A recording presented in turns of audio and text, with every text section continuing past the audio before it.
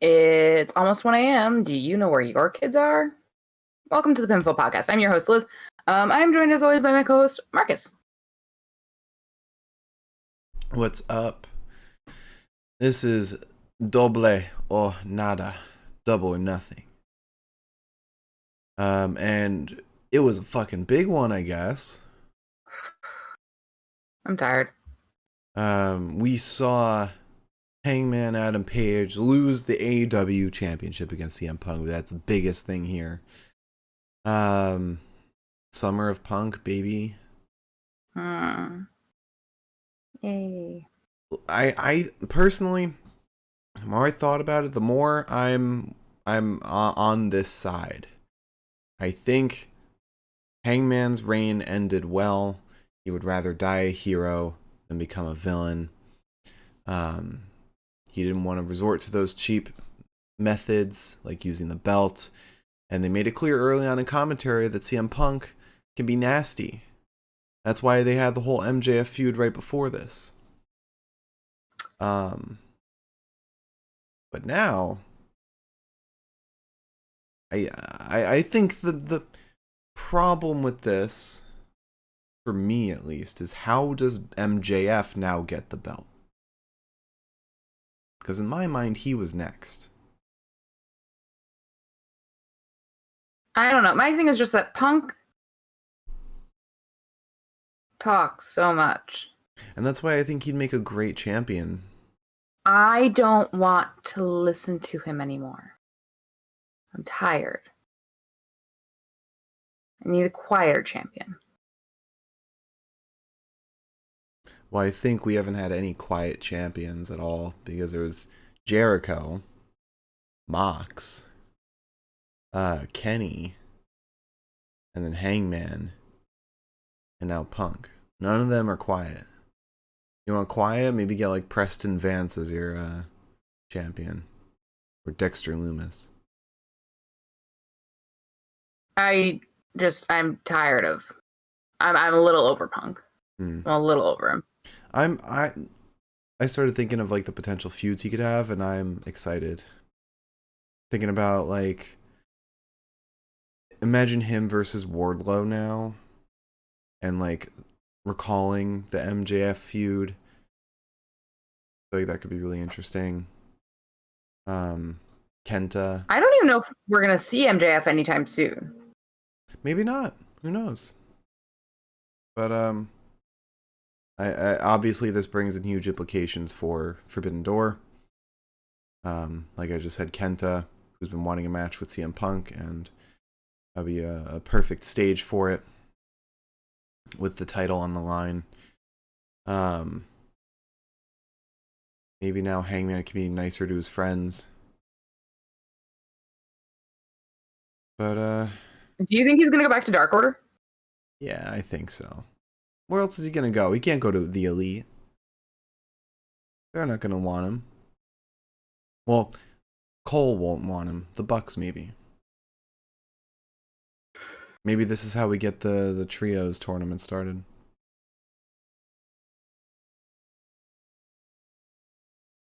Perhaps. But we'll talk more about that later. Let's start talking about our predictions. As always. Yeah, let's try to move through this quickly, because we'll be here until like 3 a.m. As always, for those who don't know, we make predictions based on the outcomes of matches. And for every incorrect prediction, we have to do a dab of hot sauce. And Liz, what hot sauce are you using today? I'm using this fun one that's very spicy, called Black Bison Hot Sauce, and it's got red cherries, red raspberries, and blackberries, in addition to habanero peppers, water, ghost pepper mash, pomegranate juice, lime juice, tequila, sea salt, and scorpion pepper powder.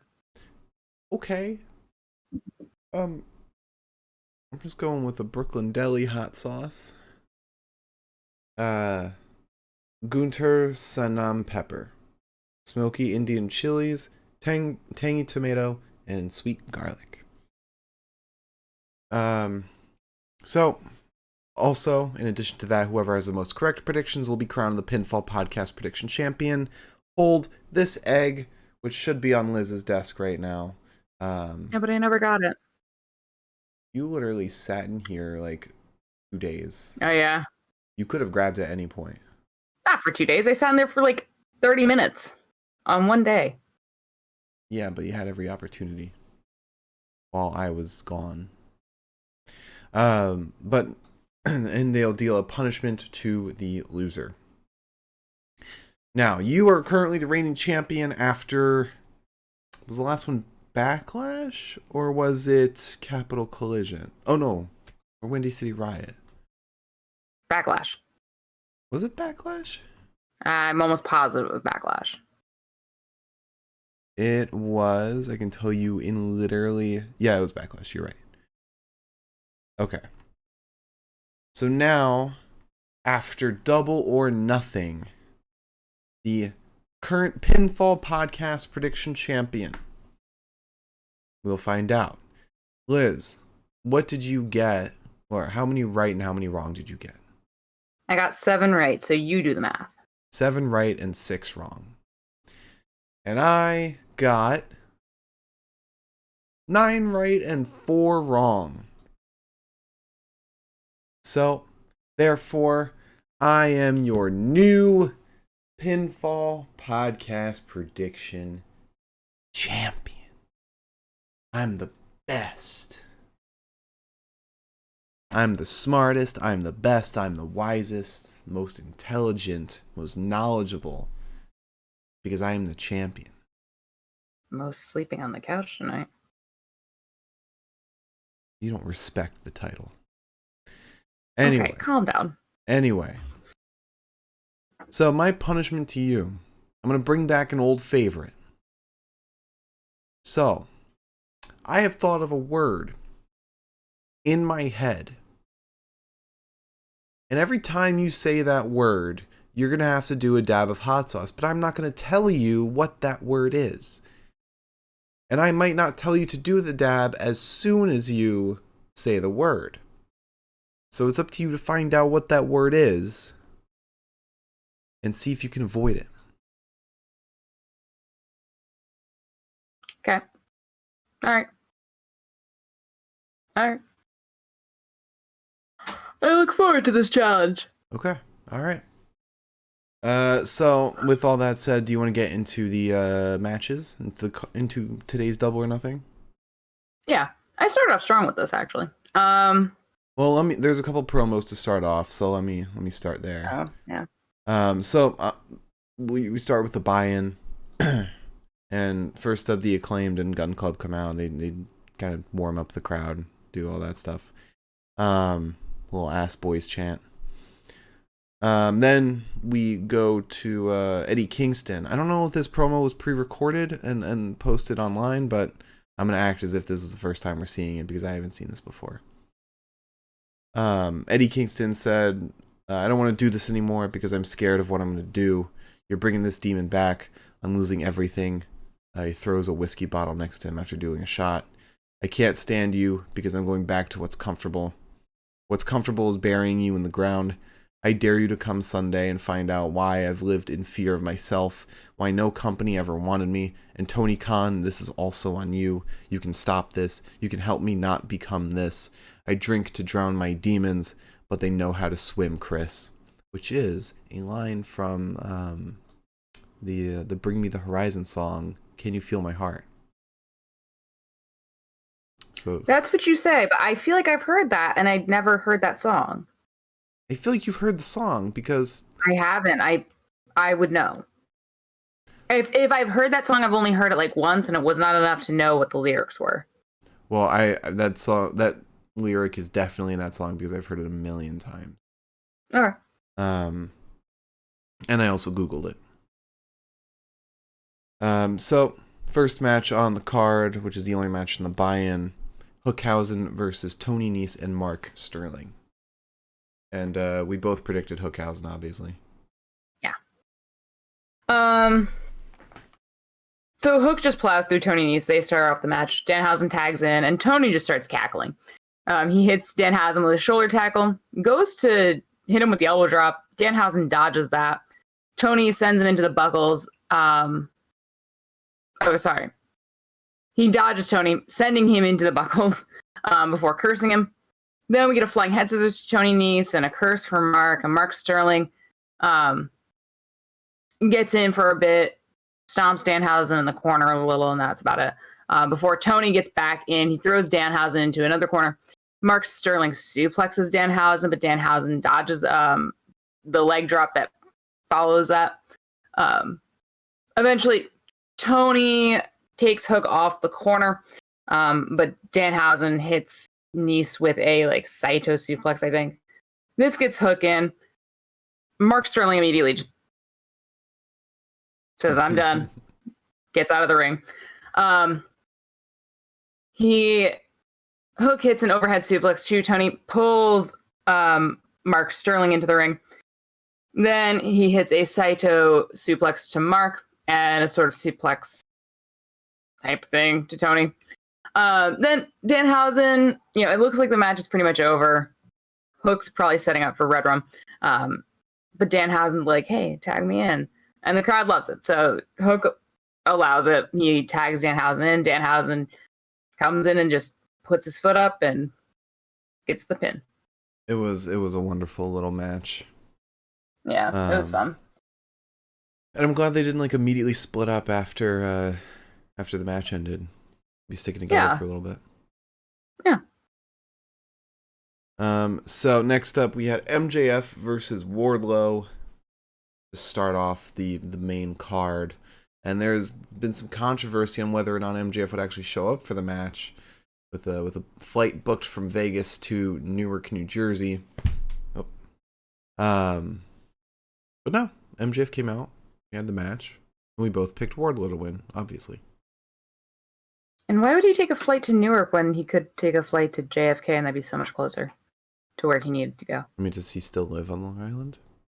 I imagine that's why they said Newark in the first place, because Newark's an international airport, I think.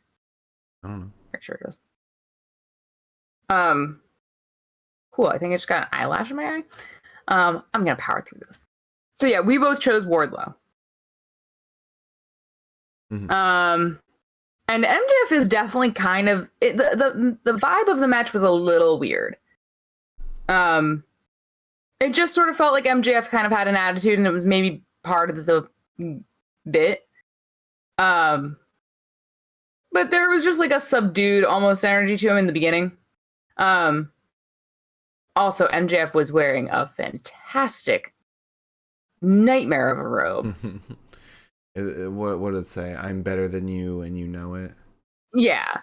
It had feathers lining it. It was ridiculous. Kind of reminiscent of a Ric Flair robe, but in his own way. In his own special MJF way. Yeah.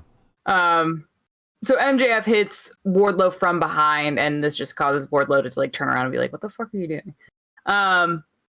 Nearly powerbombs MJF. MJF manages to get out of the ring. MJF once again finds himself in a near powerbomb situation, but he bites Wardlow. After a few shots to Wardlow and a poke to his eyes, which really annoys Bryce Remsburg, we get a poison rana to Wardlow. Then eventually when MJF sees that this isn't really working, he feigns injury for a little bit.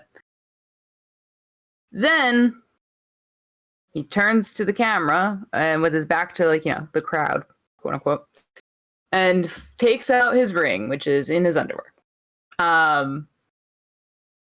But the whole time Bryce is standing next to him and Wardlow's standing behind him, and Bryce takes the ring from him, and MJF becomes very aware that Wardlow's right behind him.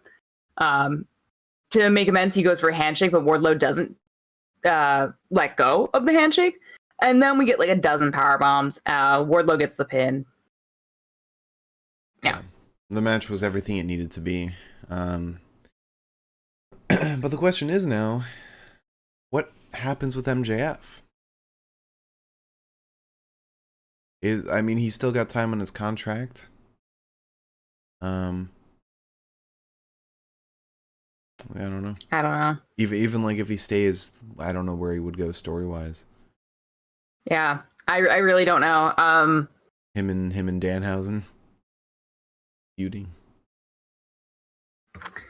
It's just, I don't know.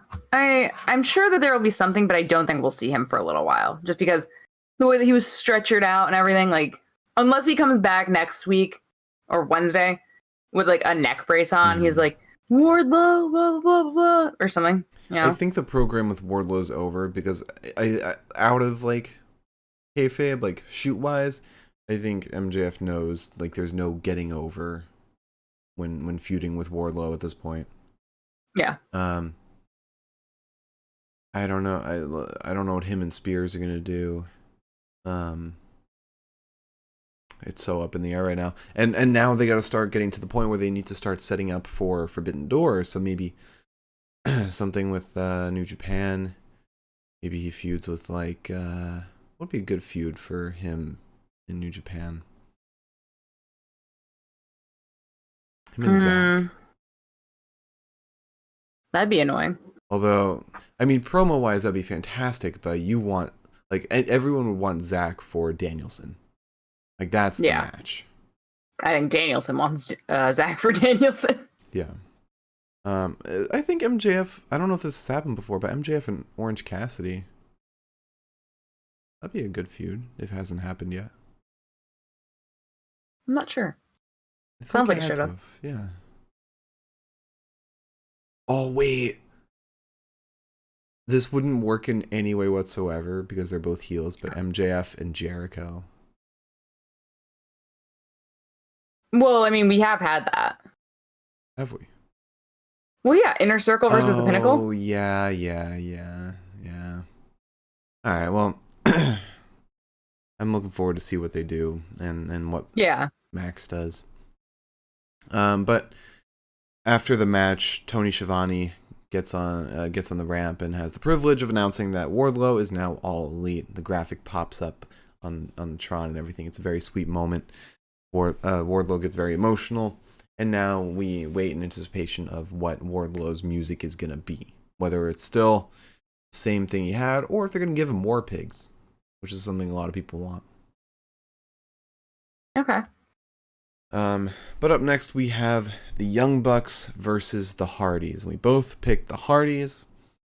This match was a little bit sloppy in the beginning. Yeah, because of a certain somebody. Yeah, but it did get corrected towards the end. Picked up a bit. Yeah. So we start this match with not much actually happens in the beginning. It's I think Matt Jackson and Matt Hardy for a little while. Eventually Jeff gets in. Matt Jackson kind of pops away as soon as Matt Hardy and Jeff go to hit him with like the double elbows. This gets Nick in. He takes Jeff off of his feet, but Jeff gets up right away. Then Jeff starts taking Nick off his feet, sending him from the ring. Then Nick and Matt kind of have like a little regroup session. Eventually it's Nick versus Matt. Before Nick takes any swings at Matt, he hears that the crowd is chanting for Brandon Cutler. So Nick gets out of the ring to shove Brandon and tells him to never do that again. Eventually, Matt Jackson gets in. He gets a clothesline. We get a boot to the midsection, a suplex. Nick pops in. He's not the legal man, but he comes in to say hi. Gets flapjacked onto his older brother. Then Jeff goes off of Matt Hardy's back onto Matt Jackson, but Matt Jackson avoids that, and Nick kicks Jeff in the face from the apron. Then Matt Hardy gets Matt Jackson into kind of a razor's edge position, but Nick kicks him as well. Then Matt Jackson sends Jeff into the buckles, tags out. Nick goes sentons onto Jeff over the ropes from the apron. Matt Jackson gets back in. We get a double clothesline to both of the Bucks before Jeff can tag out. Brandon pulls him from the apron. Pulls Matt Hardy from the apron. Then this is where it starts getting messy again. which is Jeff Hardy's going up top, but Jeff Hardy looks like Jeff Hardy doesn't know where the fuck to put his feet. Like he's struggling for whatever reason. It's not very obvious at first, but then like it becomes kind of clear that his boots like completely not done up at all. Yeah, like it's getting undone. Yeah, like it looked pretty much completely undone. Mm-hmm. And so he still manages to hit the Whisper in the Wind despite us sitting there with bated breath.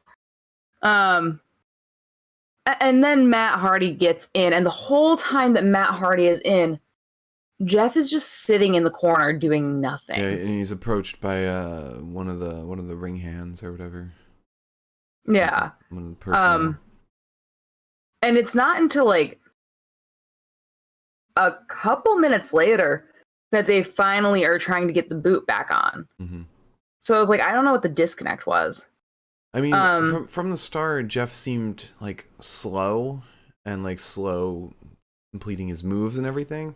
But I did notice that, towards the last like third or last quarter, he was picking up pace and normal self. I guess. But Matt Hardy kind of takes over for a little while. He slams Nick into the buckles, then he gets Matt Jackson, and then he gets Brandon. We get a side effect to Nick, but he kicks out. Matt Jackson then sends Matt Hardy to ringside. We get a flying bulldog to Jeff. And then he goes for Matt Hardy, but Matt Hardy moves. Matt Jackson takes him out, kicks Jeff in the face. Jeff then goes to dive out onto Nick, but Matt Jackson kicks him. He falls back onto Matt Hardy. Then Nick flies out onto the whole field of men from the top buckle to the ringside area. Nick then accidentally knees Matt Jackson and then accidentally kicks Brandon. We get a back body drop onto the ground from Matt Hardy to Nick and a side effect to Matt Jackson from Matt Hardy. Jeff gets in. We get a poetry in motion off of Matt's back. He wants the twist of fate, but Nick catapults Matt Hardy into Jeff, who is up top at the time. And then Matt Hardy gets hit with a backbreaker draped over Nick's knees, and Matt Jackson jumps down onto him.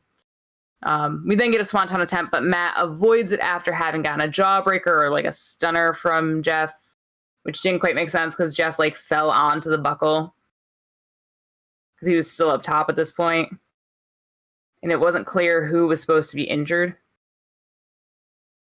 I guess. Yeah.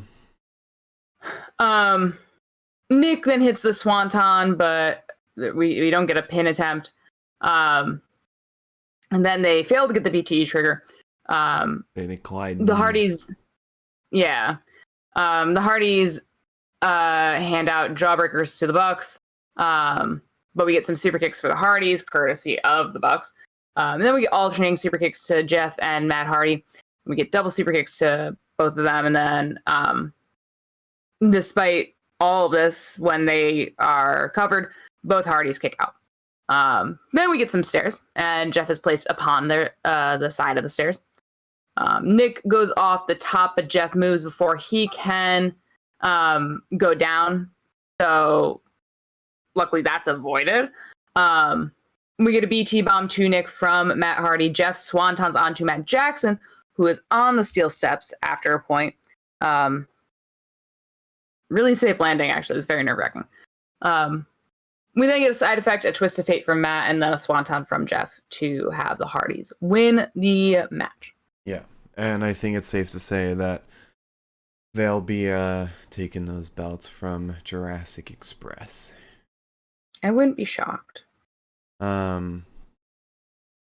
Yeah, but I mean, yeah, but by the end, I think everything kind of pulled itself together. Jeff seemed at a better pace. I don't know what happened, but don't want to speculate on it. No, I think the thing that, and Jeff has had this for a while, in my opinion, is that Jeff looks dogged pretty often after a certain point in a match. Mm-hmm. Like, he just gets to a point where it looks like he's like trying to keep up and just can't quite. Mm-hmm. And to be fair, he's a very active wrestler. Like, a lot of his moves require a lot of movement, so I get it, but it does stand out a lot when there's 3 other wrestlers in the ring that are doing things quite faster. Yeah. After a point. Yeah. But still, I thought it was still a very fun match. But up next we have Jade Cargill versus Anna Jay. And this was a lot better than I thought it would be, honestly. Really? Yeah. Yeah, even with all the overbookedness, I was entertained by all of that. And the wrestling itself was still pretty good. I mean, Jade is fucking awesome. Yeah. I really love watching Jade. And you can tell that she's like grown over time a lot. Yeah. But sadly, yeah, this is where it fell off for me. Yeah, so I predicted Jade Cargill, and I thought it was a lock, and it was. But Liz went with Anna Jay. Yeah, because I don't trust Tony Khan as far as I can throw the dude. I mean, as we could tell with the main event. All right. I guess I'll shake this first. Good idea.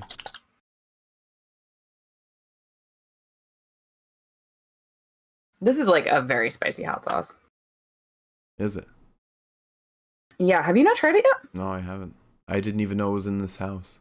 I wasn't told. Yeah, you were. You were there when he showed it to us. Our housemate bought this, by the way. That's why I said he.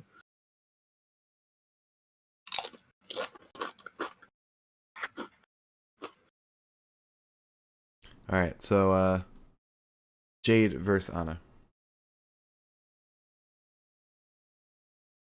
Hell yeah. This was the first hot sauce in a long time. I put it on pasta, and I couldn't finish the food. It was too spicy. My God. Wow. Yeah. Doesn't sound like you. That's how I know. It was a weak moment. So Anna starts, or Anna, I don't know. Excalibur says Anna. Other people say Anna. I'm going to say Anna because my brain won't say Anna. Anna goes off the top buckle right into Jade's arms, right off the bat. Standard, super strong wrestler against slightly smaller wrestler move. She immediately then goes for the Queen Slayer, but Jade avoids that. Anna then turns into like a sort of lateral press.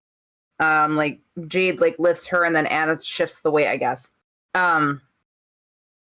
She then tries again to jump off the top into a crossbody and once again gets caught, gets thrown, which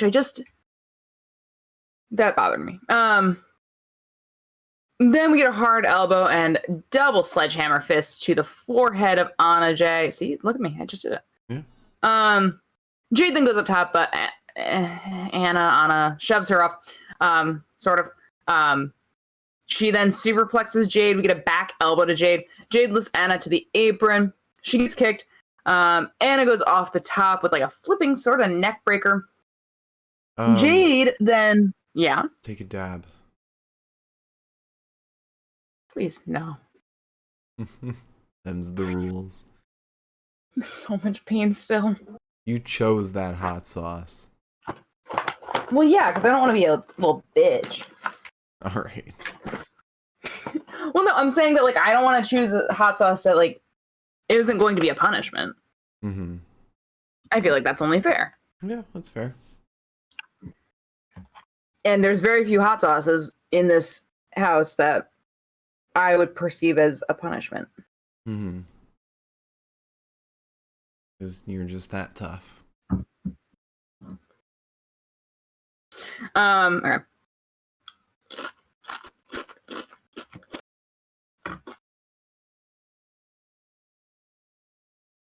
It's coursing through your veins. lighting I'm not yourself happy on right now. fire.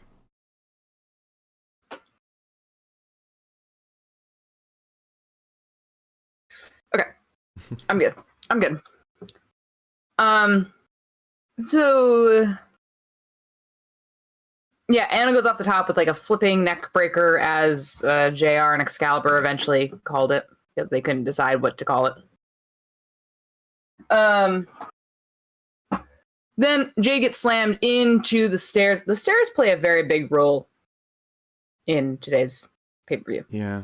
And then Kiera Hogan and Red Velvet interfere. We get a big boot to Anna, and then a near Jaded, but no luck. Anna tries to roll her up. Mark Sterling then comes out, throws a crutch in the ring, and Anna uses it. So I was like, that's very heelish of you. But she still has no luck. Then we get a brainbuster to Sterling from John Silver, who's come out. Then Jade hits the Eye of the Storm to Anna. Goes for the Jaded again, but Anna rolls up again, gets the Queen Slayer, but Jade kind of bumps her off into the corner. Then Anna dodges Jade in the corner, goes up top, gets dislodged by Jade. Then they're both up top, they're exchanging blows. And then Mr. Stokely Hathaway comes out. Woo! To all of our surprises. Malcolm Bivens. And then we get an Avalanche Jaded for Jade to win.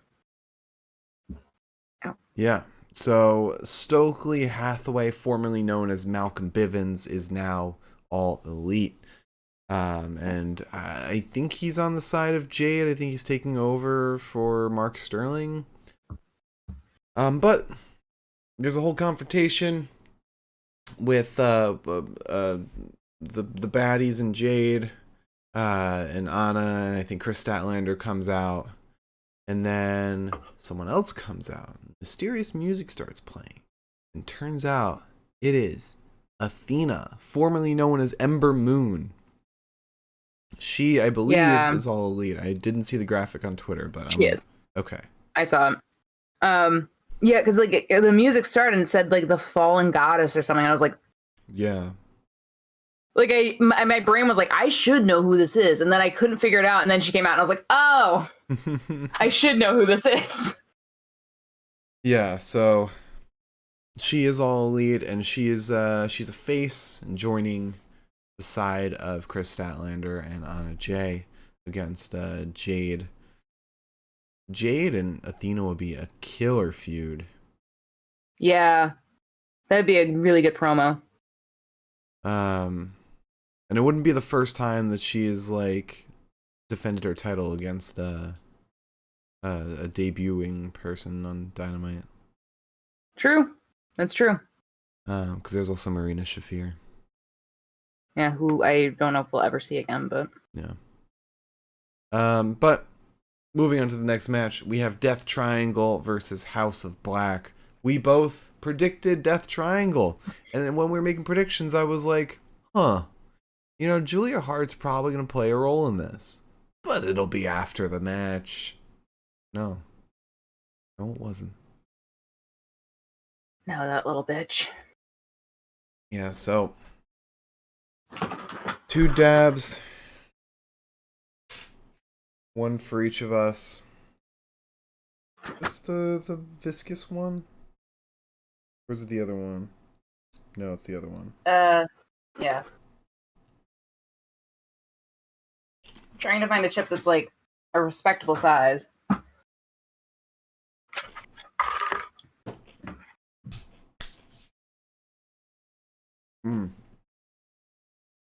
Okay. Alright. And you folks at home watching, you guys can try and figure out what the word is in chat or in the comments. Let us know if you figured it out. Liz can't figure it out. Liz also isn't in the chat, so yeah. You guys can't spoil it for Liz. There's no chance. Okay, so Death Triangle come out, and we get a little mini penta. Yeah. I assume it was Phoenix's kid. I think. Well, no, it must have been Penta's kid. Yeah, why would it be a mini Penta? Why would Phoenix's kid dress up as Penta? Because I don't know who's got kids in that family. Imagine though, that'd be fucking hilarious. But that was super cute and super funny because then Alex Abrahantes, as Death Triangle walks down, he takes the kid backstage and then comes running back out, and I was like, what happened? So we start with Malachi and Ray. And it's just so hard to catch Ray. He's so flippy. Mm-hmm. We get like this barely there Hurricane Rana to Malachi. It's just so ooh. And then Ray decides, perfect time to sit down, cross-legged, stare up at Malachi, who's staring down at him like, what the fuck are you doing? And he's just laughing it up. They both snap up to standing. Murphy gets in, double stomping the arm of Phoenix. Penta then gets in. He hits some boots to Murphy and a Hurricane Rana. Pac arrives. We get a few punches to Brody, and then Brody, who I think at this time was the legal man, just Latins Pac. We get some chops. Pac is sent ringside, and we get Phoenix going off the ropes in a springboard right into a fist from Brody. Brody then says, I want to dive out. But luckily, Death Triangle, all three of them pop up into the ring, and then a brawl ensues between them and House of Black. We get an arm drag to Brody from Phoenix. And then we get a knee to the head from Malachi. Penta then Hurricane Rana's Malachi. We get a Meteor to Penta from Buddy. And then a Poison Rana to Buddy from Pac, and a Lariat to Buddy, and a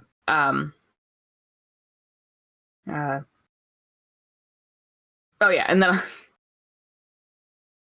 the spice is like melting my goddamn brain. We get a Lariat to Buddy. Then we end up with just Pac and Brody in the ring. Brody hits Pac with a Bossman Slam. Malachi appears. He kicks Pac in the chest a couple times. Brody comes back as Pac gets free of a headlock from Malachi. Brody really doesn't do that much before Buddy gets in. He sentons onto Pac. Brody gets back in. He splashes Pac. We get a cannonball onto nothing because Pac breaks free, goes out of the ring. Phoenix gets in. He's fighting Malachi and Buddy. He puts Malachi in Buddy's arms and kicks Buddy in the knee, so he powerbombs Malachi. Penta and Phoenix then super kick Buddy together. And then they dive out onto Malachi and Brody ringside. And then they hit a triple combination, as Excalibur put it, that I cannot explain for the life of me. Basically, Penta assisted Phoenix in splashing down onto Brody, and Pac did his own flippy shit. But still, despite the three of them covering, there's no pin. We get a step-up kick to Brody off of Brody's chest. And then Phoenix sends Buddy ringside and goes for the tope suicida, but Buddy blocks that. Duplexes him ringside. Then everyone takes turns on each other with kicks and flips, and Brody tope suicidas onto Penta and Phoenix, and Pac hitting his head on the ring apron, or the outside of the ring. Then House of Black just start ping-ponging Phoenix before we get Dante's Inferno on Phoenix from Brody. Take a dab. They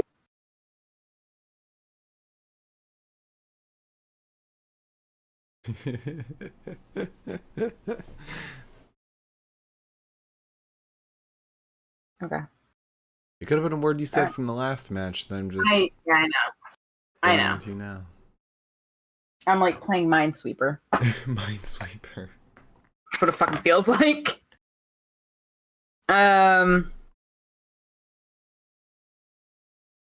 Oh, no. Oh, did you put too much? Well, with God as my witness.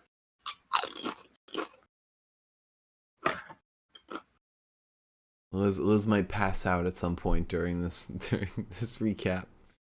Or run to the bathroom. No, this was like, when I had that pasta, it was so spicy that I genuinely thought I was going to get sick. And I was like, that's not going to happen. How could you eat something like that willingly? Well, I put a lot on, and then I put red pepper flakes on top. I wanted something spicy. Whatever.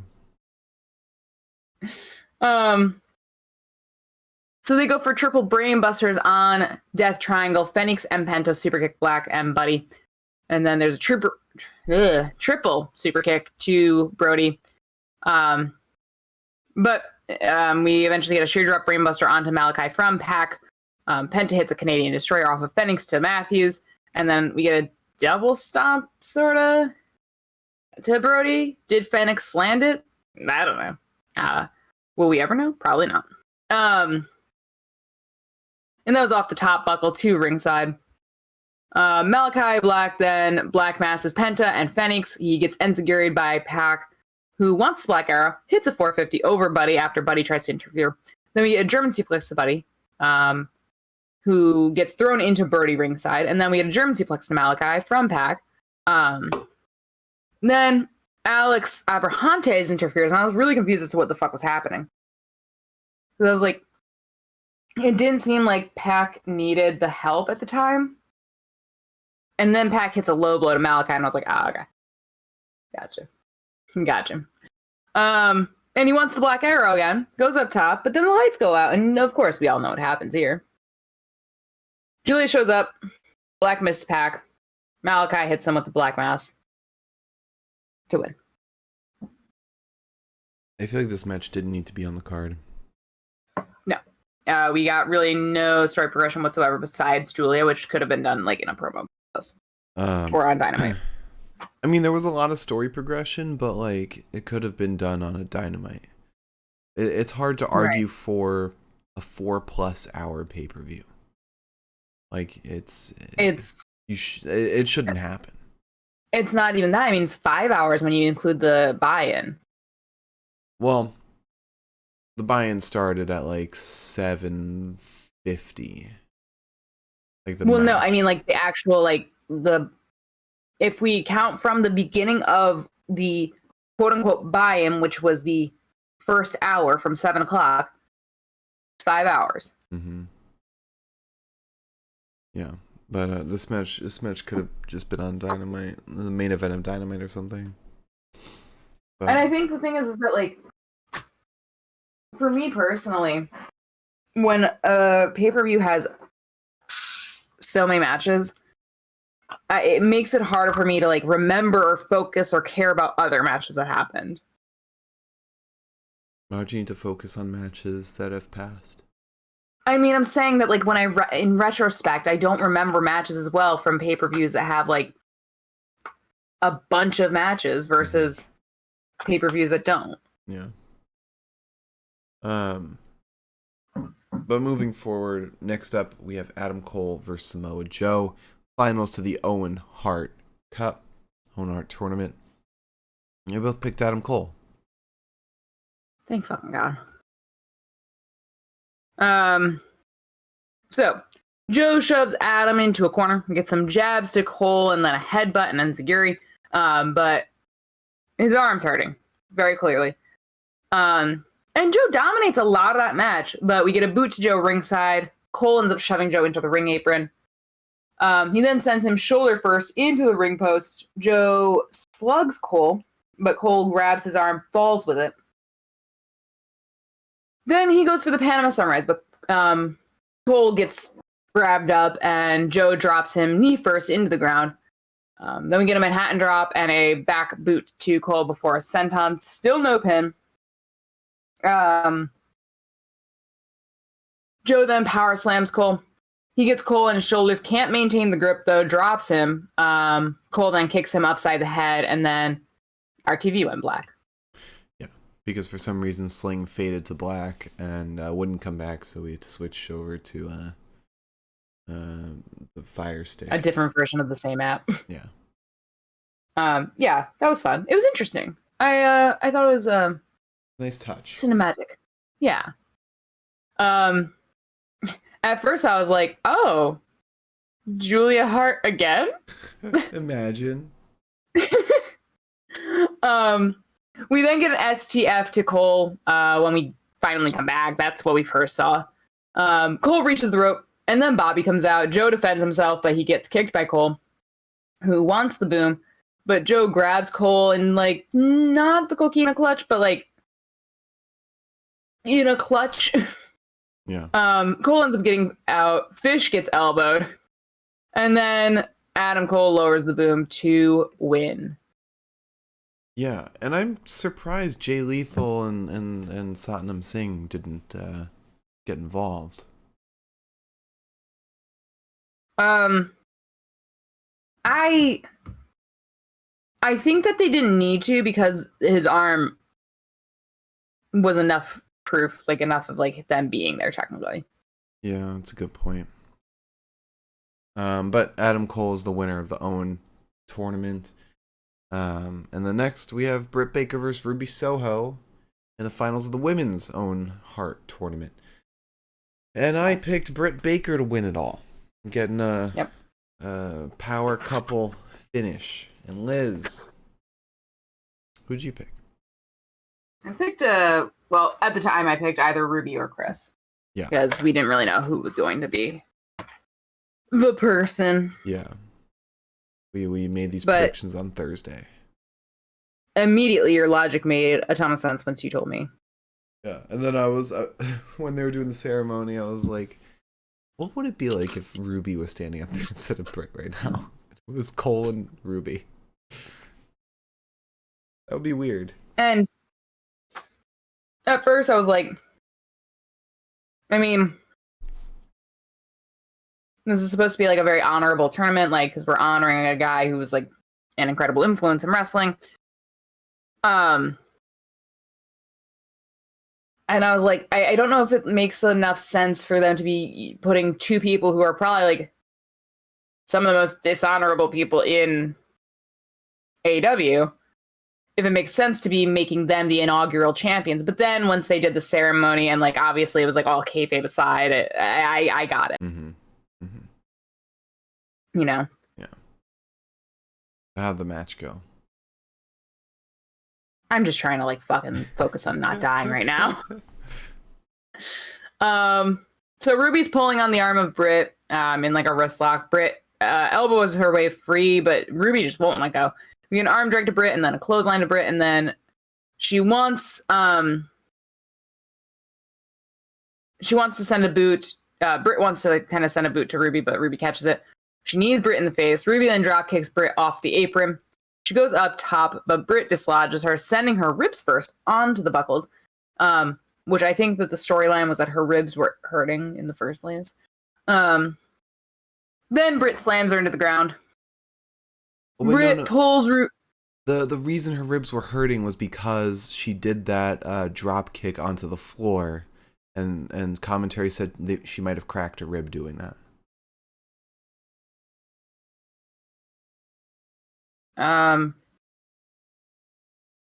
Because it was after that moment that she started selling it.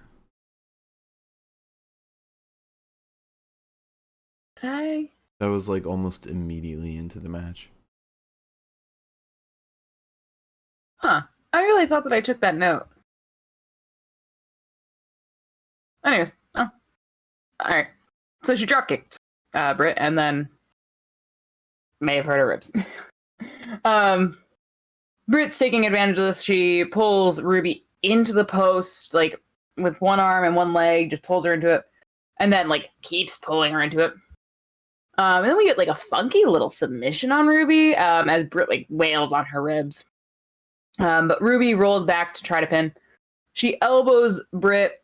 We get a rolling one to Ruby, and then a superplex to Britt, but Ruby can't pull herself to the pin because a superplex is going to rattle those little ribs around. Mm-hmm. They start exchanging blows for a little bit. Britt wants the neck breaker. Ruby wants the no future, but it gets caught. Britt goes for the stomp. Ruby ducks it, rolls Britt up. There's a kick to Britt and a Saito suplex, and then a senton bomb onto Britt, but still no pin because a senton also is going to rattle those ribs. Ruby then goes up top. We get a stomp to Ruby, no pin, and then the glove comes out, and that's when it's like, this could be it. Ruby fights. She fights hard. And she gets out. And she gets free, but she gets wrestled back to the ground. The lockjaw is nearly put in. And then Ruby hits the no future to Britt and then tries to put her into a sharpshooter, which was not the best sharpshooter. Yeah. This whole show is filled with not great sharpshooters. Yeah. Can I do a sharpshooter? No. But do I know what a bad sharpshooter looks like? Yes. Yeah. But Ruby then fails to get Britt back before she grabs the rope. And then Britt just hits a victory roll, or rather Ruby hits a victory roll, but Britt reverses it to win. Which I thought was a really weird way to win. Yeah, but I guess it protects Ruby. It does. But no interference from the outside for Britt's win. Yeah. No Jamie Hayter, no Rebel. That was really interesting. But I guess it's for the best. All right. So then we had the award ceremony. We see Martha Hart gives a very heartfelt speech. And then awards Adam Cole and Britt Baker with the custom belts. The men's one is like got like a pink outline strap with black filling, and then hearts all over it. The American flag and the Canadian flag. And the women's is all pink strap, with same details and plates. Yeah, it was a very classic wrestling belt. Yeah, it was beautiful. Really beautiful. Yeah. And she said, "See you next year." So it's probably be happening every year. Yeah, that doesn't shock me. Yeah, I'd love to see who wins next year. That'd be really cool. Yeah. But anyway, next up we have a match that was announced after we made the predictions. So we made the predictions today. American Top Team versus Sammy Guevara, Ty Conti, and Frankie Kazarian. I picked American Top Team. As did I. Yes. Thank God. How could you not pick the team with the champion on it? Right. With his new Lakers belt. Just that thing is a thing of beauty. All right. Shall we? Yes. So Ethan, right off the bat, you can see it in his eyes. He wants to strangle Sammy Guevara. And he gets in to beat the shit out of Sammy, as he should. Ethan very much says something along the lines of, I have been waiting to do this. And it's so funny because like Ethan's like such a smiley guy that like the way his eyes zeroed in, I'm like, oh, okay. So Ethan gets Hurricane Rana as a counter by Sammy though. Ethan then gets Sammy over his head, drops him. We get Frankie versus Sky. We get a drop kick to Frankie. Frankie drives Sky into the corner, and then Sammy gets in, and Kaz, well, people call him Kaz. Kazarian. I was not going to type out all of Kazarian on my notes. Kazarian, though, seems pissed about it, because I guess he wasn't ready, and there is miscommunication. Because that's, like, the thing. Then we get a boot to Sammy's face. Ty back rakes Sky, though, and then Sammy barrels through him. Sammy hits a sliced bread to Sky. Unfortunately, we didn't get any, Sammy Guevara doing horribly stupid shit right after going like this. We didn't get any of that. Yeah. His horribly stupid shit he was like, just making out with Ty. He was like... Oh, God. So Sammy then gets in Paige Van Zant's face, and he and Ty suplex Scorpio Sky together because the referee's not looking, and apparently Sammy needs Ty's help to suplex Scorpio Sky. Sammy is then like, okay, bygones be bygones. He lets Frankie in. Frankie chops Scorpio Sky. We get a flatliner to Frankie after he takes Ethan Page off the apron. Ty then like elbows the shit out of Paige Van Zant. Frankie wants the tag, but Sammy and Ty are like he wants to tag out, but like Sammy and Ty are ringside like smooching. And And I don't know why, and I've never seen this before, and I've never experienced this before, but they lead with their tongues when they go to kiss. It's gross. Yeah, it's just, I was like, oh God. That's not normal. Kazarian then gets the crossface chicken wing on into Sky, and then Sammy tags him. And Frankie starts fighting him, accidentally headbutts him. And then the ladies realize that they're the only two left, so they tag in and they get their 5 seconds. Paige Van Zandt looked really good. Yeah, she's okay. She looked good enough. Yeah. She takes Ty down, kind of what looks like a deadlift German suplex, but instead does a back to belly. We get a back elbow to Ty. Paige gets her on her shoulders, but Sammy intervenes. We get a DDT to Sammy, and then Paige Van Zandt sends Ty into his balls. We then get a Michinoku driver to Ty, but Ty gets up, gets 4 pump kicks to Paige, and then a face buster on her knee. Which I don't know if it was supposed to happen that way, but I don't know.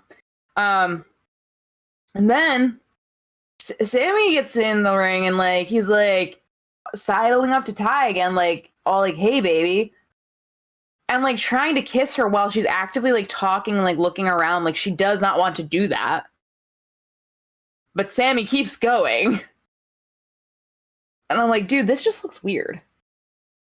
I'm uncomfortable for her. Mm-hmm. But then we have one of those things where Kazarian gets in on Ty. He hits Sky with a cutter. Sammy kicks Ty in the face because Kazarian's yelling at Ty, and then he sees Sammy coming, ducks, and just then we get a roundhouse from Ethan to Kazarian and TKO from Sky to Kazarian to win. Yeah. Wasn't that good of a match.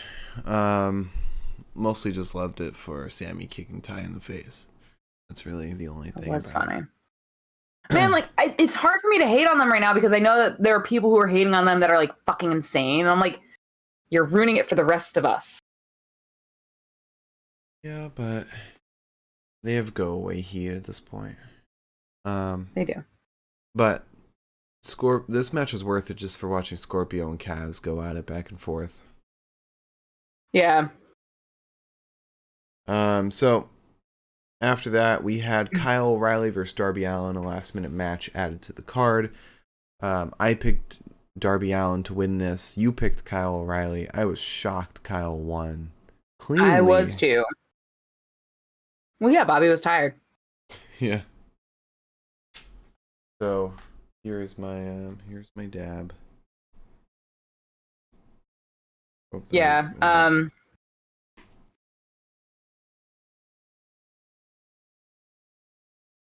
I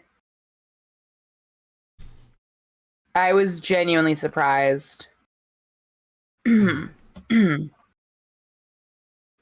Sorry, this is hitting my respiratory system. Mine too. You okay? So yeah, Kyle very quickly goes for. Okay, so actually, Kyle knees the shit out of Darby's face to start this match off. Immediately bloody. Just dripping blood. Kyle goes for the Juju Katami, but Darby gets to the ropes immediately. Around this time is when we see the blood coming out of his mouth. And then they replay the knee spot, and I was like, oh, that makes sense. That's a dental issue, I think. Kyle starts hammering the arm of Darby, hits snap suplex. We get a drop kick to Kyle's knee and a code red. Darby floats over Kyle's shoulders, hits him with a stunner, and then lands on his whole fucking neck, drop kicking Kyle through the ropes. Yeah. Yep. My dude lost an inch of height, I think, there. then he decides that he's going to do the Tope Suicida right after that. But it's right into a body scissors from Kyle. It doesn't work out. Kyle ends up going up top. He goes for a Super Rana, and that is turned into a Last Supper from Darby. Kyle ends up turning around, gets an ankle lock on Darby, but Darby sneaks into what is a piss poor sharpshooter. Kyle then finds himself hooked up in the ropes. Darby hits a coffin drop from the top onto the ringside area. And then we get an armbar after Kyle is nearly hit with another coffin drop. Kyle gets some of his Kiwana kicks to Darby. And then he grabs one of Darby's chains and pulls it through the injured mouth of Darby. The chain breaks. Kyle hits 3 PKs to Darby, goes up top, hits a knee drop onto his spine to win. That was shocking. I would have put money on Darby winning. I was just also shocked that was how it ended. Yeah. But also, it was a killer match. Like this was an incredible match. Same with the next match, Thunder Rosa versus Serena Deeb. This went off. Yeah. We both picked Thunder Rosa to win. Of course. So yeah. Yeah. So we get a head scissors submission to Deeb after quite a bit of like grappling. We then, go to hold hands to reset. It's a war of attrition. We get a lot of pinning attempts. We get a rocking horse submission on Deeb. We get a pendulum submission on Deeb, who, as one of Tony, JR, Excalibur said, Serena Deeb is very flexible because she does get a lot of yoga, apparently. And I was like, that makes sense. Also, lest we forget that Thunder Rosa came out in the most gorgeous walkout gear. Yeah, definitely. Looked really good. And for a really good cause, she's going to donate that stuff to the families of the Uvalde shooting. So that's really awesome. She, however, back to the match, hits some arm drags to Deeb. We get an uppercut and a slap. She goes to attack Deeb, but Deeb pops out of the ring. And then gets elbowed to ringside. Deeb ends up hitting a neckbreaker to Rosa over the ropes that kind of turns the tide a little bit. She hits a swinging neckbreaker in the ring, and then Deeb puts Rosa up top and like stretches her forward, kind of like gets her like in a backpack position almost, and like just pulls her forward on the ropes, which I guess hurts. It didn't look painful at all. Like it didn't look like any actual submission. It looked like a nice stretch, maybe. Maybe. Yeah. Just looked like she was laying there. Yeah. I don't know. We get some big lariats to Deeb and then a scoop slam. Deeb goes nose first into a turnbuckle at full speed. I really kind of worried that her nose was not going to be where it should be. But we get a clothesline and double knees to Deeb in the corner. And then we get a drop kick and a suplex, and Deeb then breaks out the flying octopus hold, which I thought was really cool. I think that's pretty close to the hurrah from Zach. And also Gresham's octopus hold. Yeah. It's just, I don't know, so cool. Rosa ends up powering free somehow. Deeb goes for a detox, but Rosa fights free again, rolls through, gets Deeb in a chin lock. Deeb gets free by trying to pin Rosa. Then we get a stretch muffler submission to Rosa. And then they both lariat each other. Thunder Rosa hits the double stomp to the back of Deeb, though, kind of pulling the match back in her favor a little bit. We get a Death Valley driver, but no pin. Then Deeb goes for a figure 4 after a chop block on Thunder Rosa, but Rosa rolls to ringside, taking Deeb with her. Deeb still hits her with a dragon screw in the ropes and then hits her with a detox back in the ring. But at the last second, Thunder Rosa's foot finds the ropes.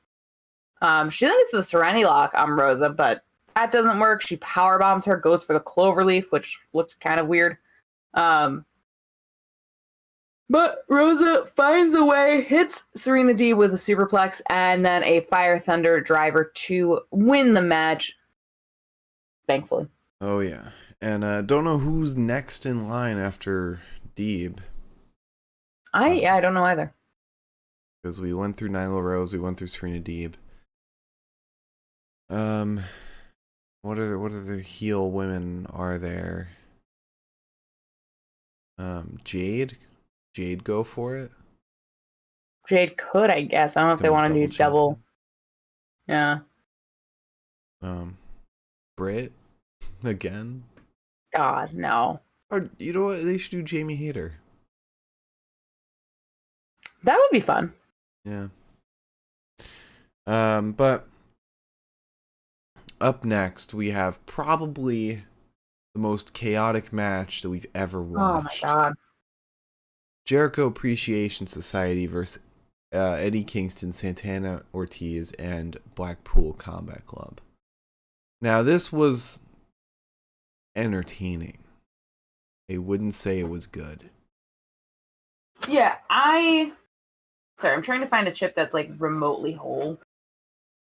But these Sochil chips are so fragile that like you're lucky if you find one that's like bigger than the size of a thumbtack. I chose Eddie Kingston, Santana Ortiz, and the rest of them. And I picked Jericho Appreciation Society.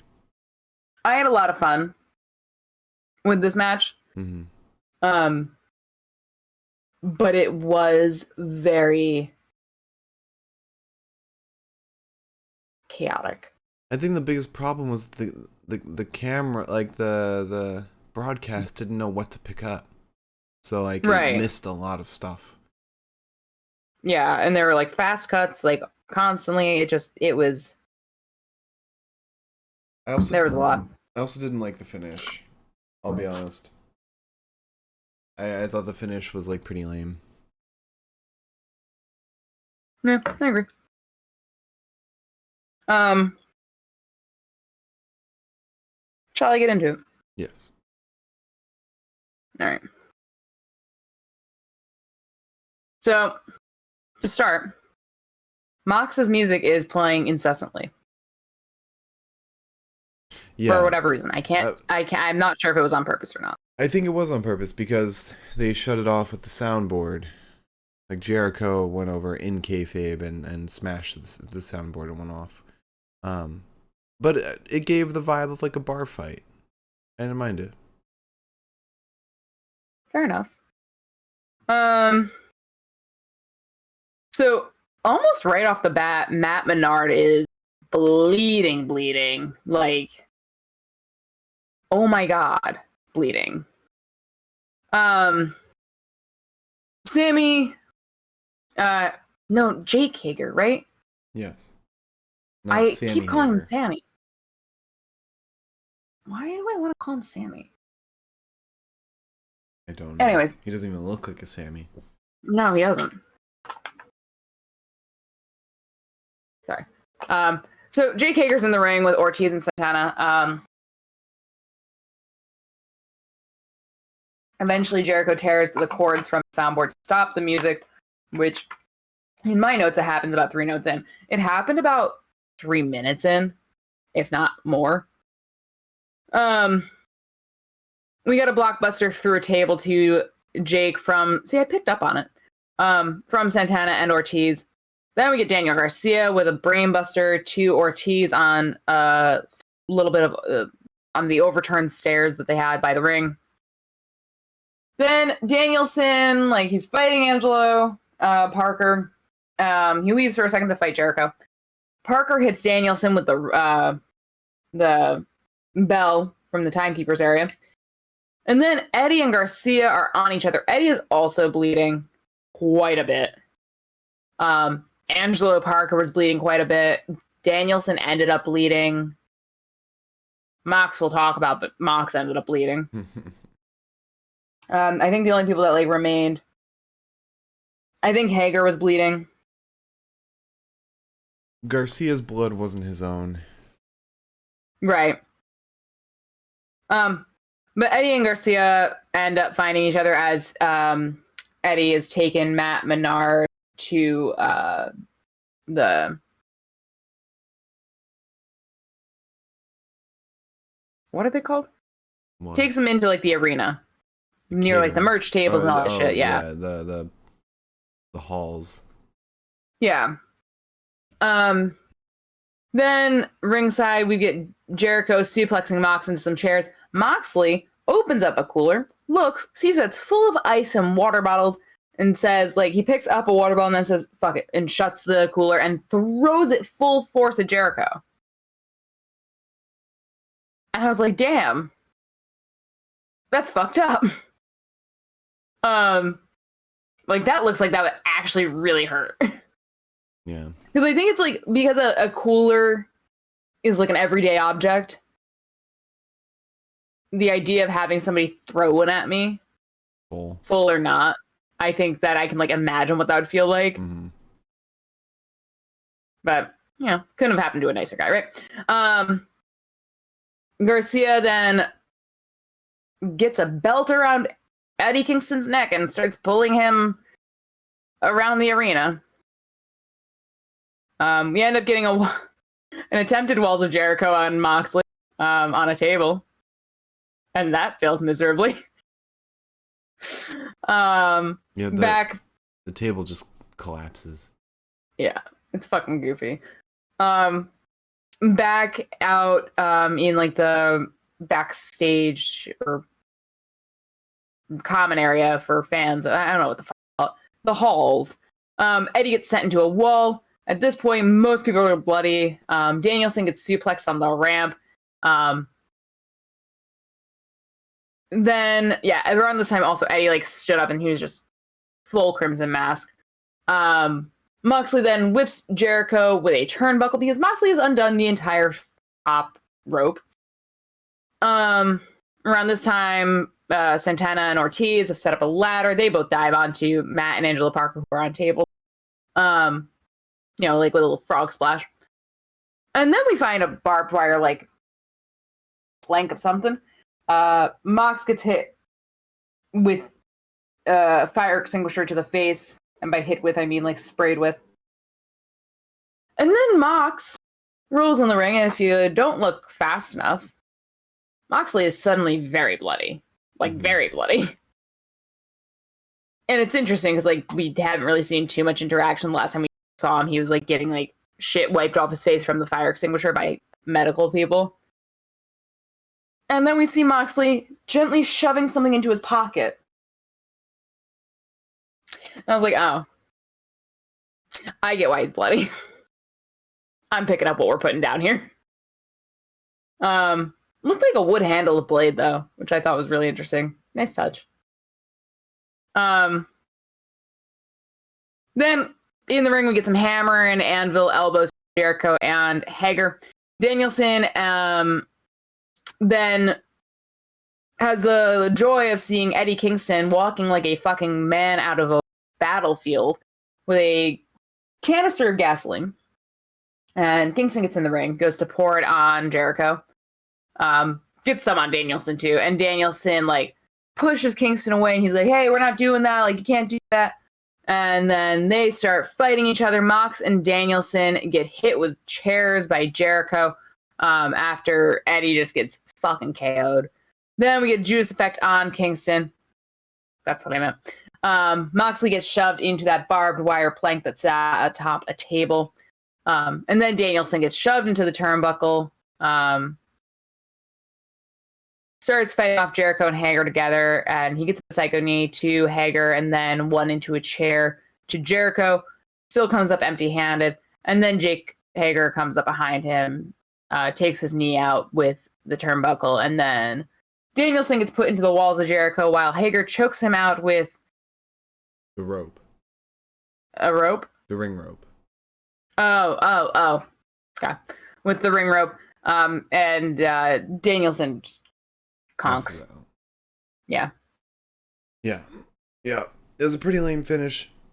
to like a very memeable match, but I would say it's nowhere near the two stadium stampedes. I think that's fair. But it had its moments. I think it was, when you look at it from the wrestling should be fun perspective, it did its job. Yeah, it was fun. Yeah. If only the cameras could have caught everything. Yeah. But up next we have a promo from Andrade. He's talking to Jose and he says, AFO, since day one, this group is losers. Do you have the contract? Jose says, I have the contract for your new business partner. And Andrade says, you know him as the top wrestler in the world, one of the best. And then opening the door is Roosh. Roosh walks in, former Ring of Honor world champion. And now joining Andrade in AFO. Then we get an interview with Men of the Year and Dan Lambert.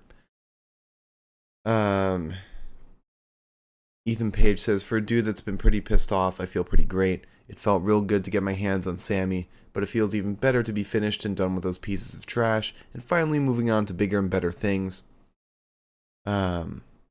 Scorpio says, now the book is finally closed. Sammy and Kaz will never challenge for my title again. Now who's next? Who thinks they have what it takes to be the face of TNT? Dante Martin walks in. And he says, just because Sammy can't challenge you doesn't mean I can't. Yes, I would hope that's what that means.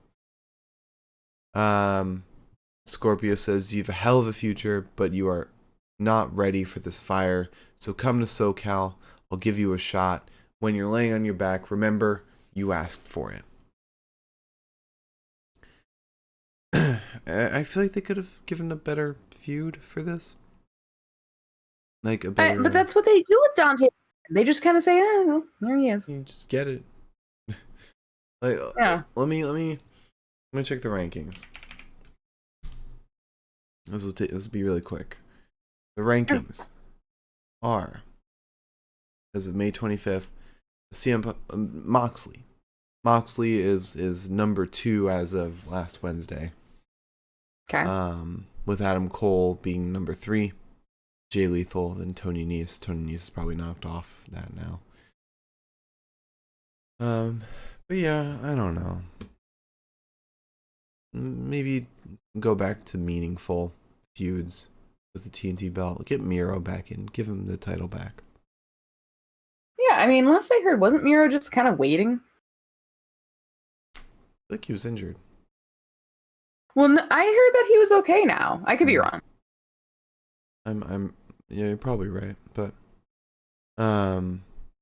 next up, speaking of being right and wrong, we have the AEW tag title match, Swerve in Our Glory versus Jurassic Express versus Team Taz. I picked Team Taz, you picked Swerve in Our Glory. We were both wrong. And this is chip number 3 for moi.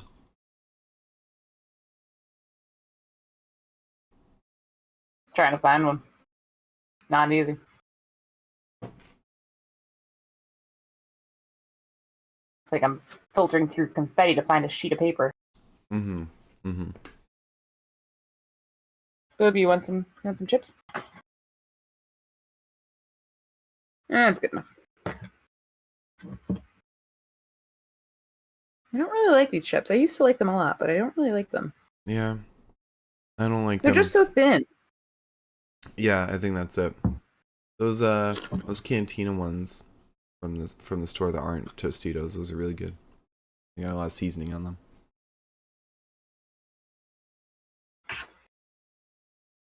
All right.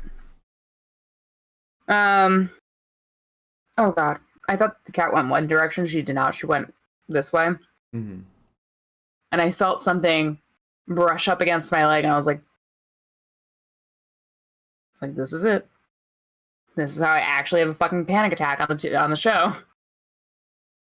All right. So as one might imagine, it is chaos. We get an elbow drop on Ricky, who's in Luchasaurus's hands, and then Swerve gets in off of Luchasaurus. We get a tiaras to Ricky. Hobbs gets in with Swerve, but then Keith gets in, and then we get a kick to Hobbs from Swerve and an elbow from Keith. Swerve and Lee just fucking dominate the field for a little while. Jungle Boy eventually gets in with a flying head scissors to Swerve. He dives onto Swerve ringside, and then does it once, does it twice, does it a third time. The third time, Keith catches him. And thank God for that, because he almost got himself fucking... he almost hurt himself. Because, like, he came this close to, like, smacking his head into the ground. Yeah. Jungle Boy then finds himself against Hobbs, who just plants him in the ground. We get Ricky back in. He's tightrope walking until he falls, setting the rope between his legs. Swerve and Hobbs then take each other on for a little bit. Swerve gets Hobbs down to a knee. Ricky then falls on his neck because he trips off the apron, kind of. Like, he was going for something, and then I think he just took a wrong step and, like, just... I was like, surgically repaired. I hope they reinforced it. But then Swerve goes off of Keith's chest onto the entire group of men. We get a Hurricane Rana to Hobbs from Swerve and a drop kick. We get a superplex to Swerve that sends him flying from Hobbs. Luchasaurus gets in. He takes out just about everyone. He flapjacks Swerve, catches Ricky, tossing him into Hobbs. Luchasaurus then wants a chokeslam on Hobbs, but Hobbs gets free. Luchasaurus then goes to chokeslam Keith and Hobbs, and they decide to chokeslam him instead. Keith then cannonballs onto several men. And then we got Keith and Luchasaurus against each other. We get a flying neckbreaker from Hobbs to Lee and Luchasaurus. Then Ricky and Jungle Boy are in again. Ricky goes for a super dirty pin, but Christian stops him. Hobbs then shoves Christian, and Christian gets shoved into the stairs. We get a spear to Jungle Boy from Ricky. Ricky goes for the Rochambeau, gets it with like a little slingshot off the ropes, but Luchasaurus breaks up the pin. Swerve then stomps Hobbs.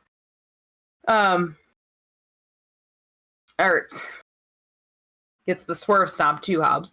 Jungle Boy then gets in. Luchasaurus actually ends up kicking Jungle Boy in the face.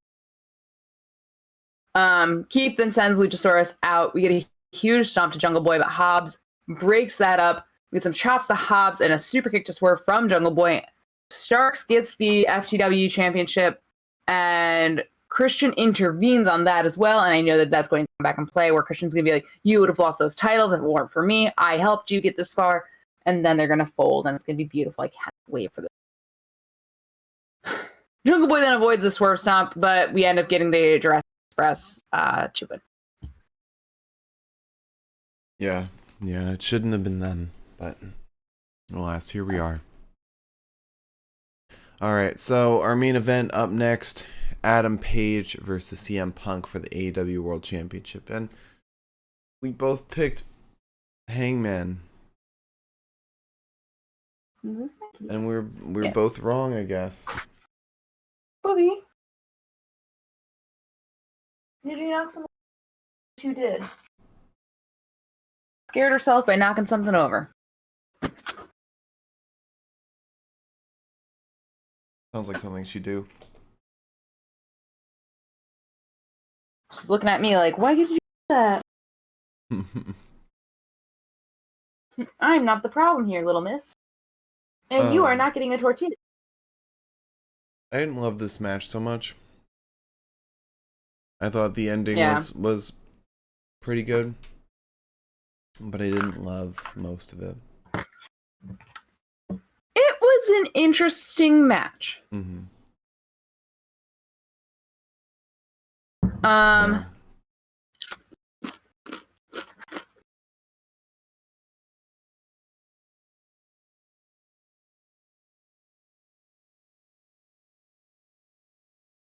So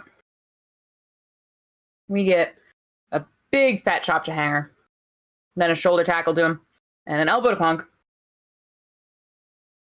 And then these men just try to chop each other's titties off like a hot. Very Minoru-esque. Hanger is then slung into the corner. We get a scoop slam to Hangman. Punk goes up top, hits the crossbody lateral press, but Hangman gets up, lifts Punk, hits him with the fallaway slam. Hangman then goes Oh, lovely.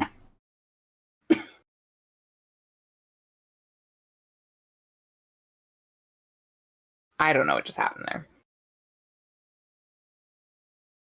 It was like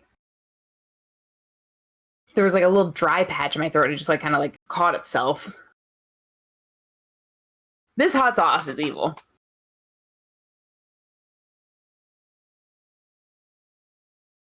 So now that I've consumed some liquid, Hangman then goes flying out of the ring onto Punk. We get some elbows to Hangman. Hangman responds with a rolling elbow that drops Punk's ass like hard. He then wants the buckshot lariat, but Punk sees him vamping on the apron, shoves him all the way into the barricade ringside. Punk then gets dropped on the apron once Hangman gets back up. They start exchanging some elbows in the ring. We get a leg lariat to Hangman, and a rising knee strike, and a bulldog to Hangman, and then a springboard lariat. He wants the GTS.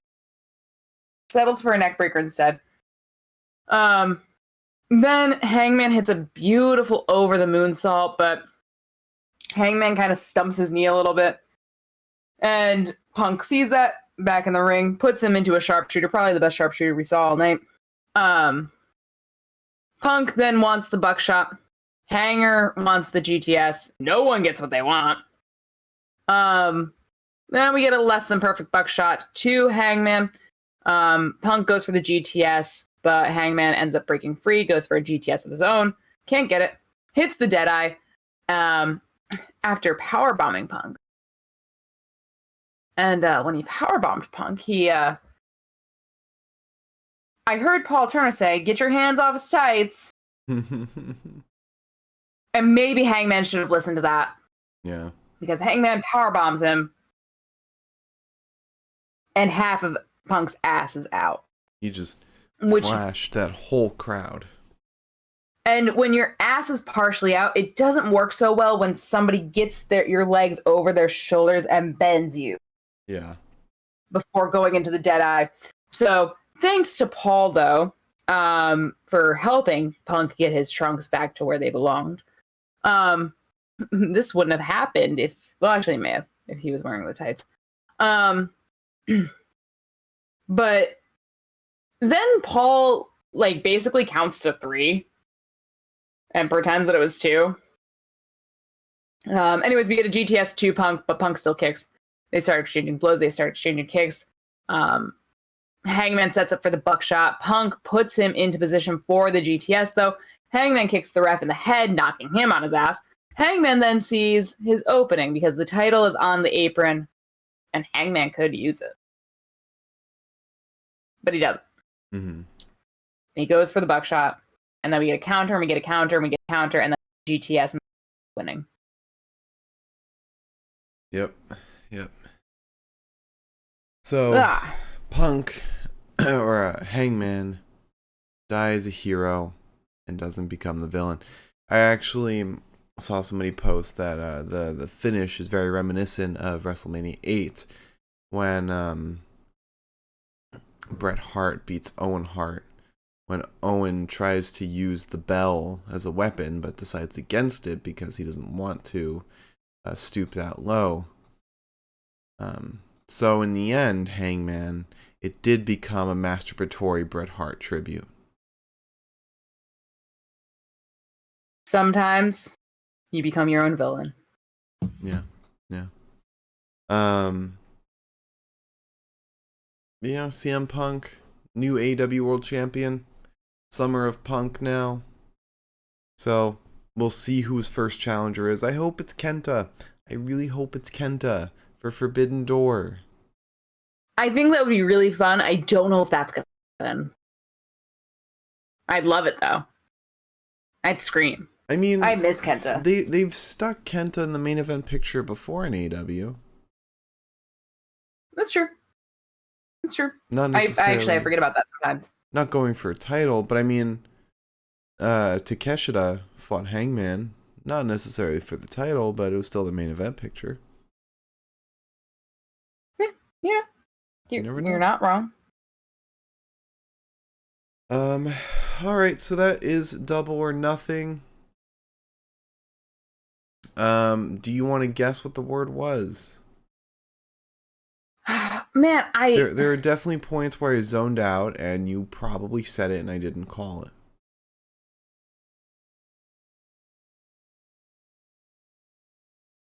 was it apron? It was apron.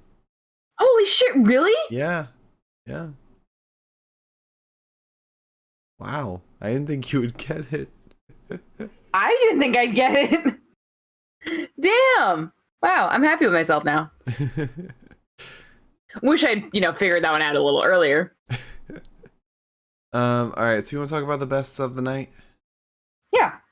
And if you have a question for us for after the best of the night, leave it in the chat now, and we'll get to it after the best of the night. If you're watching on YouTube, leave a comment. We'll get to it in the next episode. If you're listening on Spotify, join us at twitch.tv/The Pinfall Podcast to chat with us live, or DM us on Twitter at Pinfall Podcast to ask us anything you want, wrestling or non-wrestling. Alright, so let's get promo of the night, and let's just jump right into wrestler of the night. So, here are your three choices, alright? Swerve Strickland, Rey Fenix, and Thunder Rosa. Swerve. Swerve, really? Thunder Rosa. Okay. I'm gonna change my mind. I agree with that one. You said it, and I was immediately thinking Swerve, and then Thunder Rosa did not register for a couple minutes. Gotcha. Alright, so now let's talk about match of the night, and as always, we go from the worst match to the best match of the night. We'll talk about which match is the match of the night. This one will be a little bit tough because there's a lot to go over and a lot to consider. But starting off with a 3 out of 10. American Top Team versus Sammy, Ty, and Kaz. This match, it was not good. It was obnoxious watching Sammy and Ty. Paige Van Zant is still very green. The only good part about this match was watching Kaz and Scorpio go back and forth. Next up, we have a 5 out of 10. The Anarchy in the Arena match. It was entertaining. It was entertaining. I wouldn't watch it again. That's fair. And the finish was pretty lame too. Yeah. Next, with a 6 out of 10, Swerve in Your Glory versus Jurassic Express versus Team Taz. It was a fun match. Didn't like the finish. I definitely think Jurassic Express shouldn't have won, especially given where the story was going. But it was fun. I'm just getting so over like these overly choreographed matches that feel like they're just feel like more of a dance than anything. Like, it feels polished. I get that. This definitely wasn't the worst offender, because this had its moments where it felt genuine, but I'm liking sloppy matches better. Okay. It feels more like a fight. But Okay. up next, 6 out of 10, Britt Baker versus Ruby Soho. It was pretty fun. It was a pretty fun match. Pretty much all I can say. I don't know. Yeah. I like hard-hitting stuff, so neither Britt nor Ruby are very hard-hitting. Okay. Next, 6 out of 10, Jade Cargill versus Anna Jay. I thought Jade was awesome. Anna, she was better in this match than most other matches that I've seen with her. But then stuff started to get all overbooked towards the end. Mm-hmm. Next up, 6 out of 10, MJF vs. Wardlow. It was everything it needed to be. But it's not going to be an exceptional match with that. Yeah. But it was still fun, still what it needed to be. Next, 6 out of 10, Hookhausen vs. Tony Nese and Mark Sterling.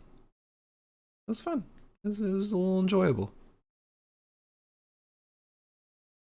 Next, 7 out of 10, Adam Page versus CM Punk.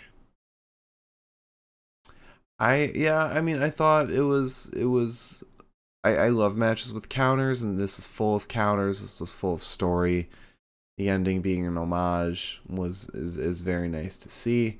And I'm looking forward to seeing where Punk's reign goes. I mean, how could you have CM Punk in your company and not give him the title? You know? That's true. All right, next up, Adam Cole versus Samoa Joe, 7 out of 10. This was damn fun. Would have been a little higher had there not been a little distraction finish or a distraction involved with Bobby Fish. Yeah. But still, a lot of fun. Great match. Next, 7 out of 10, Death Triangle versus House of Black. A lot of fun. Great match. Fucking Brody King murdered Ray Phoenix with that pile driver. Yeah. But it had its botched moments too. And Julia Hart coming in for the save at the end was a little bit lame, but the rest of the match was a lot of fun. Yeah, I'm interested to see what that means for Pac. I hope it means Death Triangle are done with this fucking feud. Yeah, I what I'm saying is I hope that like this doesn't mean that like Pac's gonna suddenly start acting weird to Death Triangle. Because like I really like them. Yeah. I hope he's not blind again. Next, 7 out of 10, Young Bucks versus the Hardys. I don't know, once things started picking up, I started enjoying it a lot more. But it definitely had its sloppy, slow moments towards the beginning where it didn't pick up very much. But the Bucks, Matt Hardy really carried this match. Like he carried it on his fucking back. Especially especially when Jeff was getting his boot fixed. He killed it. The Bucks killed it too. So yeah. Next, 8 out of 10. Kyle O'Reilly versus Darby Allin. I thought this match was so much fun. Not a single bit of distraction or overbookedness. This was just a solid match where these guys wanted to fucking kill each other, and it was great. It was so great. But my pick for match of the night, Thunder Rosa versus Serena Deeb. This was catch as catch can. It was wonderful. A fucking clinic. 8 out of 10. I concur. Actually, you know what? I'll bring it up to 9 out of 10. Holy shit. I think it deserves it. It was really, really great. Really great. Yeah. Alright, so those are our best of the night. I don't think we have any questions to answer, so Liz, would you like to close out the show? I suppose I will. If you tuned in tonight, thank you so much. And if you tuned in, thank you so much. We appreciate it. We will be back on Tuesday playing WWE 2K22. It'll be fun. It's always fun. Yeah. Please tune in for that. Tune in for our... Sorry, it's still so spicy. Please tune in also on Wednesday for AEW Dynamite post-show. This will be the fallout from Double or Nothing. And then on Thursday, we will have our Impact. Yes.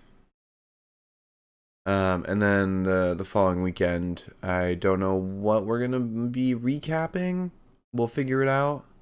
I'm not sure what's happening the first weekend of June. Maybe end of Super Junior if that's happening then. Maybe the finals are then. But yeah, all follow us on Twitter at Pinfall Podcast. Same with YouTube, Twitch, Spotify. It's all Pinfall Podcast. I'm at the Mark Cameron on Twitter. Liz is at Eliza Elaine23. Remember to follow and subscribe, all that jazz. We'll see you all on Tuesday for our 2K22 stream. But until then, have a great rest of your Memorial Day weekend. Or great Monday. We'll see you on Tuesday. Bye-bye.